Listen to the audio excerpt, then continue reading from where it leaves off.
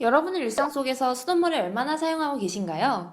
만약 그 수돗물이 사라진다고 해도 큰 불편함 없이 살아갈 수 있을까요? 오늘 수업 프로젝트는 우리 생활 속에 수돗물이 사라진다면 을 가정해서 수돗물의 중요성을 함께 알아보려고 합니다. 모든 상황은 가벼운 가정에 입각하는 것이니 가볍게 시청해 주시면 감사하겠습니다. 그럼 시작합니다.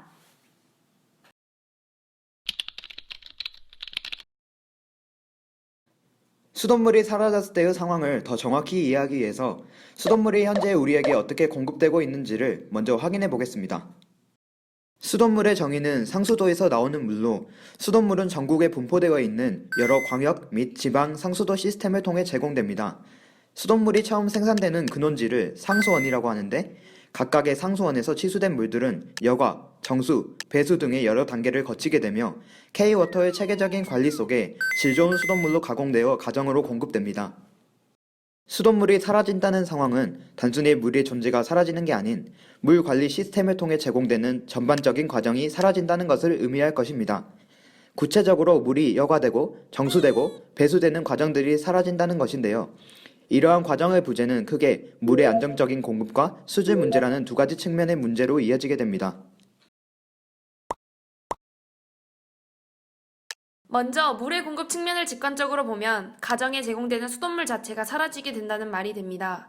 부엌에 있는 수도꼭지를 틀어도 물이 나오지 않을 것이며 샤워기를 통해 더러워진 몸을 씻는 일도 불가능하게 됩니다. 옛날 모습처럼 설거지를 위해서 하천으로 직접 나가는 모습이 나타날 수도 있겠군요. 문제는 수돗물이 가정에만 공급되는 것이 아니라는 점입니다. 상수도를 통해 제공되는 물은 가정용수뿐만 아니라 공업과 방화 용도로도 사용됩니다. 즉, 공장에서 여러 상품을 생산하는데도 많은 수돗물이 사용되며 화재 등 재난이 발생했을 때 소방서에서도 수돗물이 사용된다는 것입니다.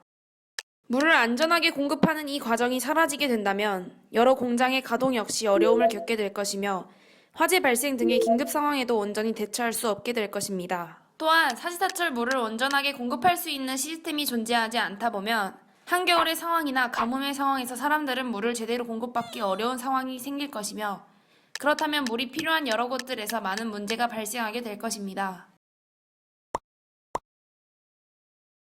또한 수돗물이 사라지게 된다는 것은 그만큼 안전한 물이 사라진다는 의미로 볼 수 있습니다. 앞에서 봤던 수돗물 제공 과정에서는 여과와 정수 과정이 포함되어 있습니다.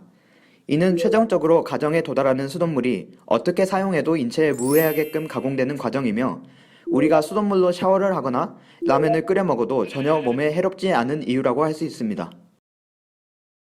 수돗물이 사라지게 되면 사람들은 식수를 비롯한 생활용수를 다른 방법을 통해 획득해야 합니다. 주변의 하천 등에서 구할 수 있는 물은 정말 깨끗한 청정수가 아니면 수돗물만큼 수질이 뛰어나다고 확신할 수 없으며 함부로 마시거나 사용할 경우에는 건강에 해로울 수도 있습니다. 아직 일부 가정에서는 끓여 먹거나 하는 방식으로 수돗물을 식수로 사용하고 계시는데요. 설령 정수기를 설치한다고 하더라도 전체적인 식수의 해결에는 큰 어려움을 겪을 것입니다. 수돗물은 단순히 하천을 끌어다 쓰는 물이 아닙니다. 체계적인 물 관리 시스템 속에서 여러 과정을 거쳐 우리에게 안전하게 제공되는 물입니다. 그만큼 안정적이고 또 깨끗합니다. 가정에서 수도꼭지만 틀면 쉽게 나오는 물이기에 때론 무심하게 수돗물을 생각하는 경우들이 많은데요. 수돗물이 우리와 가까운 만큼 중요성이 역시 크다는 사실을 함께 기억했으면 좋겠습니다. 좋은 수돗물 인식 만들기 K-워터와 수능 특강이 함께합니다. 감사합니다.